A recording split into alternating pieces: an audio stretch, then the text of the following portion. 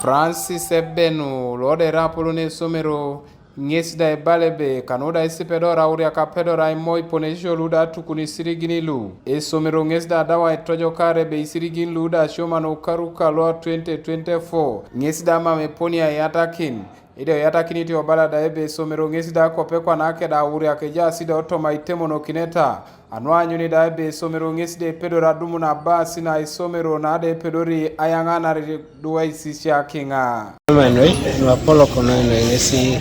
aisi nikoki na uri akaita chisirigin no kiso kesmamsi yata kitisirigin ari kotoso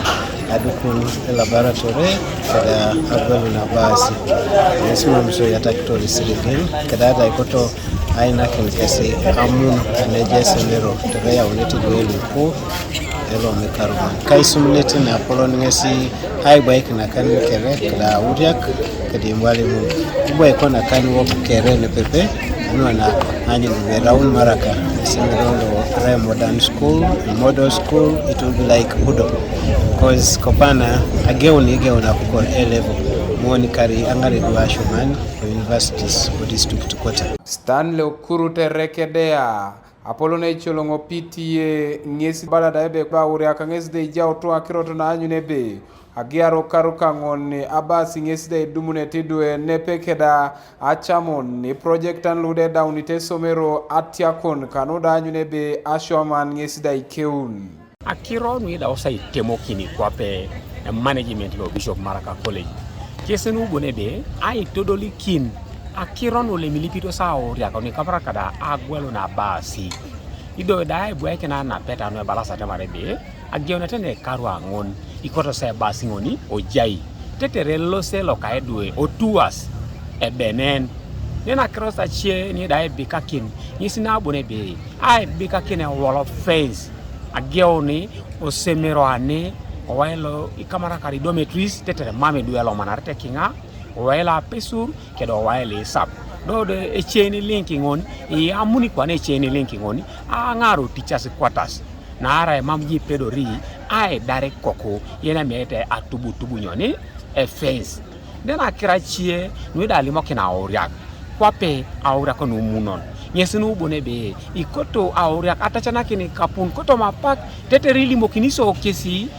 nui koto aswamu koto mosemero o benene esomai kotenga gena isiala mikini eya itenele semero kano ino headmaster etubete duwe noyo omaraka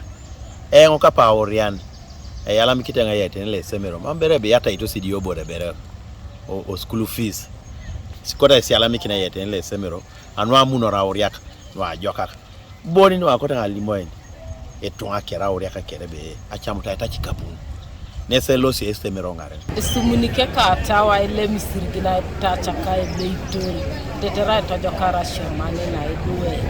nara wanye ngobe itutube somero eduwe noi de yala mkine ka tawa ana Asioman na Maraka era na ibuse sinoi ebe